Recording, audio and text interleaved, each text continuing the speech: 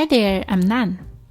When I first started watercolor, I got this palette and it came with a little pan of white paint, but I never really knew what to do with it. I thought I could use it like acrylic or gouache to paint white clouds, but it never really worked. That's because watercolor is transparent. It's hard for the white paint to show through. Every time I tried to add something white, the result just looked kind of gray. I also tried using drawing gum or acrylic white paint, and those worked better. But still, it didn't feel quite right, not as soft or natural as I wanted. That's when I realized something strange and a bit magical. In watercolor, if you want something to look white and natural, you don't add white. You actually leave it unpainted.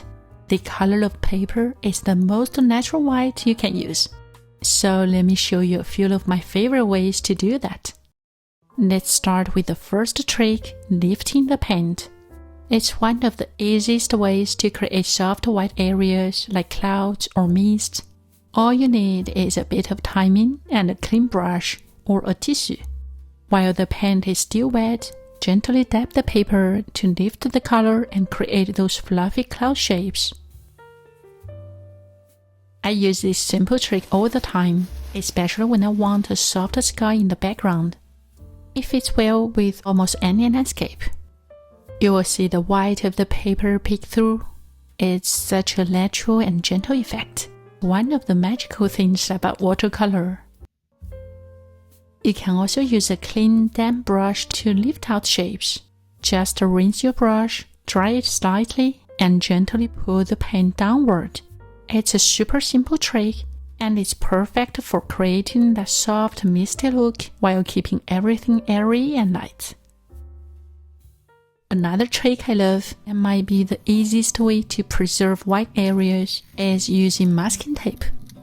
You can tear or cut the tape into any shape you need, then place it right on the paper to protect the parts you want to keep white, like the trunks of birch trees here.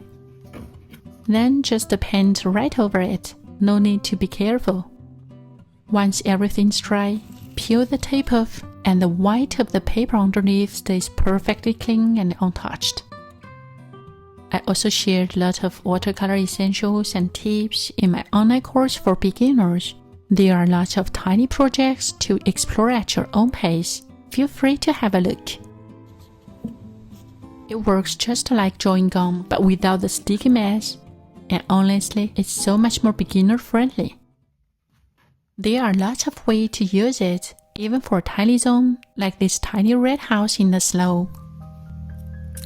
Just a few seconds to place, and suddenly you've saved yourself all the stress of painting around a tiny shape. The key to painting white in watercolor is planning ahead. Before you start, you need to decide which zones should be unpainted. And it's also perfect for creating crisp white borders around your painting, especially when working on multiple miniatures at once. And sometimes you don't need any tricks at all. You just leave a little space unpainted on purpose. When I painted this ball ornament, I left tiny white zones to show the shine of the glass.